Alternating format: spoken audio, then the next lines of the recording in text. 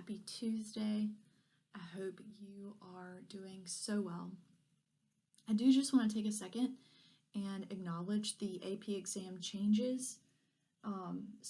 In terms of the AP World History exam, that has been moved to Thursday, May 21st at 2 o'clock.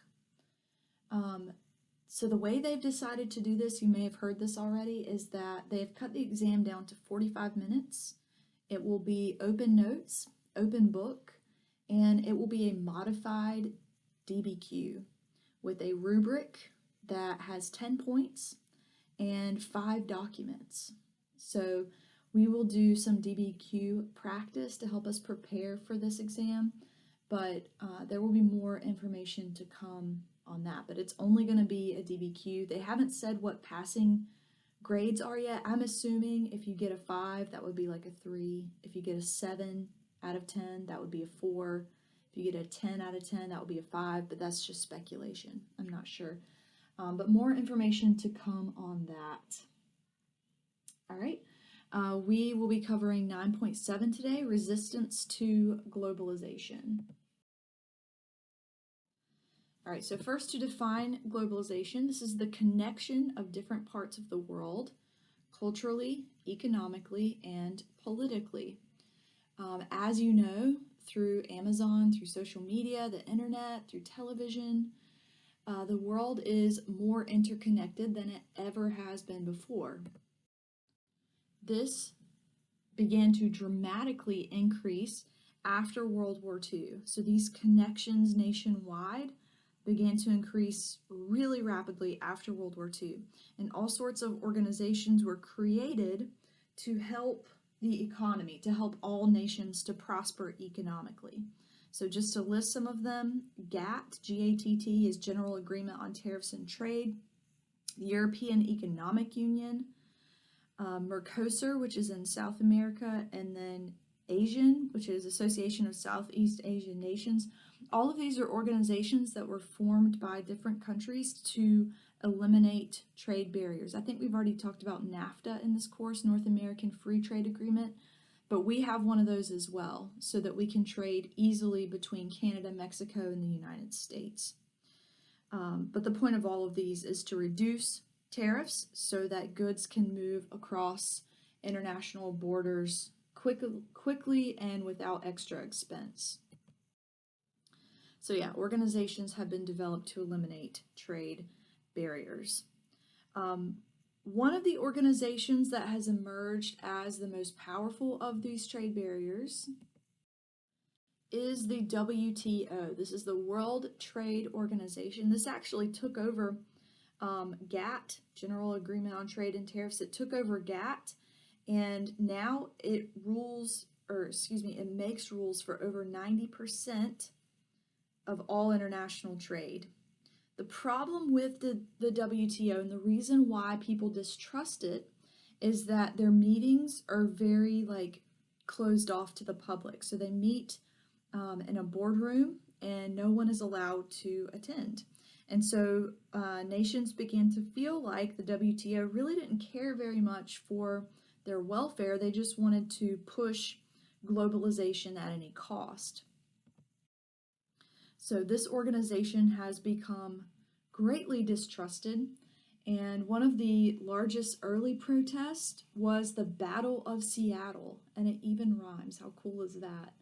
But this took place in 1999, and what had happened was the World Trade Organization had planned to meet so that they could come up with trade negotiations for the 2000s, because this is right at the turn of the century.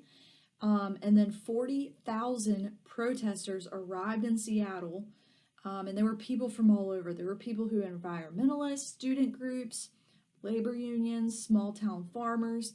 All sorts of people showed up to protest the WTO's meetings regarding the new millennium, and this drew attention from around the globe. And these anti-WTO protests took place in several other countries as well.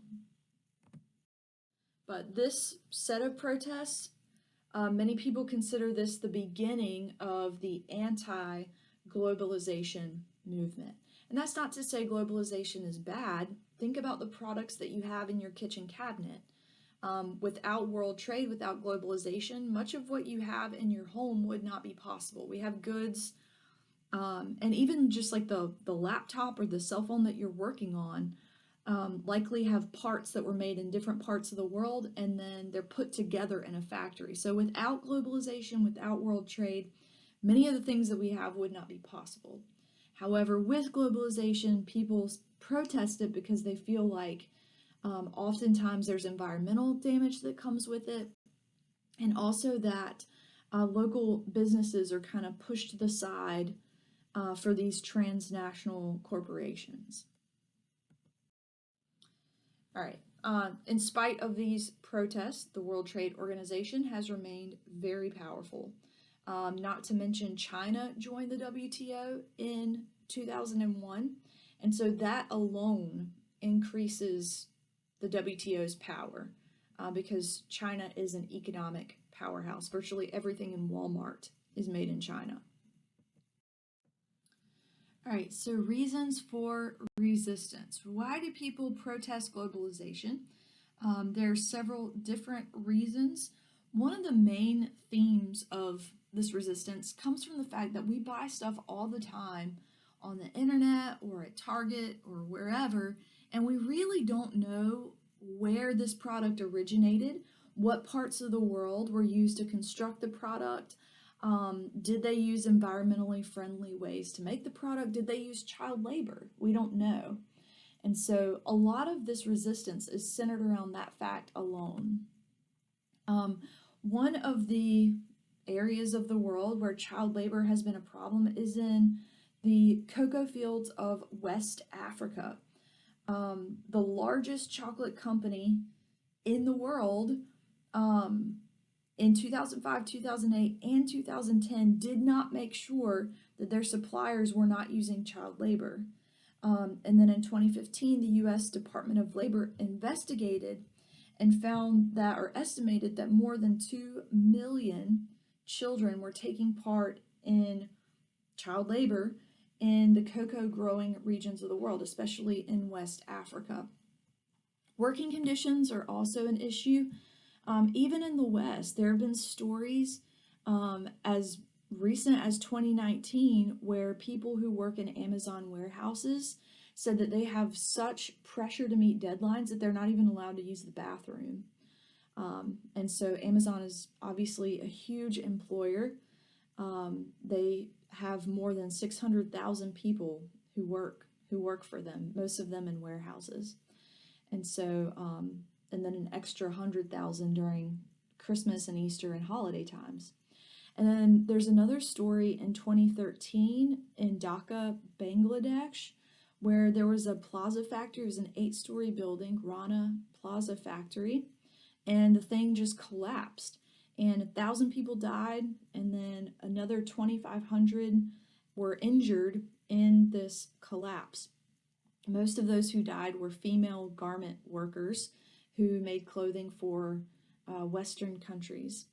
And so this came to be viewed as a symbol of Bangladesh's failure as a nation to protect its workers. And there was one guy from Bangladesh, Muhammad Yunus, who actually won the Nobel Peace Prize for Peace, who suggested that international or companies worldwide should set a minimum wage internationally to rule out things like bad working conditions and child labor and things like that. All right, so another problem with globalization is potential environmental damage. Shipping alone, the fact that we have to ship products all over the place, means that we are using methods of transportation like trucking and ships and airplanes and things like that. And for fuel, we burn fossil fuels, which release greenhouse gases, mainly carbon dioxide, into the environment, which depletes the ozone layer and then traps the heat of the sun in the earth. And many believe that that is global warming. But also, another side effect of globalization, particularly in Brazil, is the destruction of the rainforest.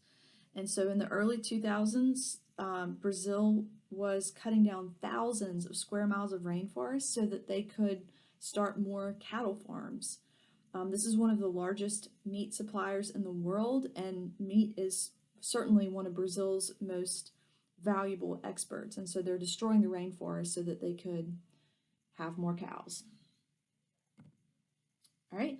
Another reason for resistance to globalization is that some people fear that having global organizations threatens national sovereignty.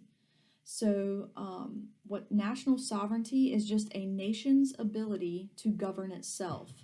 A lot of people in the United States don't want to be a part of the UN, the United Nations, because they feel like they have to give up some of their national sovereignty, some of their own independence and autonomy to be a part of this organization, which can now tell them what to do. And people have a problem with that. One of the most recent examples of that is in 2016. You probably heard of the Brexit movement, but 52% of British voters voted to leave the European Union, which they actually started, or they were a part of it. They were a founding member of the EU in 1993. But many of the conservative politicians recently feel like the EU stops Great Britain from ruling itself in some instances. And one of the major points of contention was that they felt like the European Union, or the European Union was asking them to accept more immigrants than they felt comfortable with. And so this became a point of contention that led to the Brexit decision.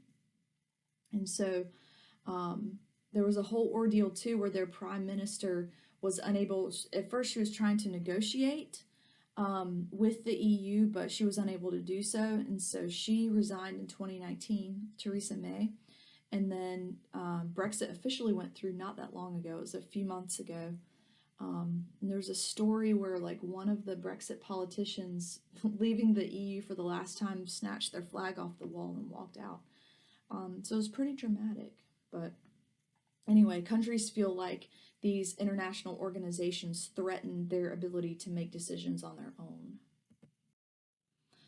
All right, so looking at economic resistance to globalization, critics argue that these international agreements can destroy local businesses. Small businesses and individuals who sell products locally are not allowed, oftentimes not allowed to cross state lines or national borders. They can't get natural resources like they need to, like big corporations can. And so in order to fight against globalization, some businesses have actually, especially restaurants, have actually decided to buy their products from locally grown farmers. And so like organic farming and buying locally has actually become a way to protest globalization. You've probably seen that type of movement before, the shop local movement. The International Monetary Fund, this is an organization of the United Nations and the World Bank, they both are. Many people argue that they favor rich countries and ultimately they're controlled by rich countries. And so you have these major UN organizations that are giving money or loaning money to wealthy nations and to transnational organizations. And so some people protest these organizations because they are showing favor and controlled by the richest countries in the world. All right, so what are these anti-globalists in favor of? They are in favor of, number one, human rights. So this is like the rights that you have simply because you are a human. You have the right not to be enslaved. You have the freedom to express your opinions or practice whatever religion you want to. So human rights, they're in favor of fair trade. So they want to make sure that working conditions are fair for the employees. They want to make sure wages are fair, that the consumer is also looked after in the process of production, that prices for products are fair and the quality of goods is good. They also want to promote sustainable development. So this means that businesses are able to profit, but not at the expense of the environment. So trying to find ways, more like energy, I guess, environmentally considerate ways, like using forms of energy like wind and solar power, things that are renewable instead of burning fossil fuels. And then debt relief or debt restructuring. Sometimes, if countries, well, a lot of times, the World Bank and the International Monetary Fund will loan money to poor countries and they're not able to pay it back. And then the World Bank or the International Monetary Fund can kind of step into their country and economically control things. And so, under debt restructuring, these countries would be able to pay back the World Bank or the International Monetary Fund, but not have to risk economic ruin to do so. All right, social media. So, social media has become a really popular platform for anti-globalists, which is really ironic because social media is a conduit for globalization. Like one of the reasons we have access to news all over the world and what's happening in China can be brought into our homes immediately is because of social media. But anti-globalists are actually using social media to protest globalization, which again is very ironic to me. Some countries have banned certain social media platforms. China is one of them. There was a riot that took place in 2009 in China between ethnically Han Chinese people and Uyghur. I'm not sure if that's pronounced right. It's spelled Uighur.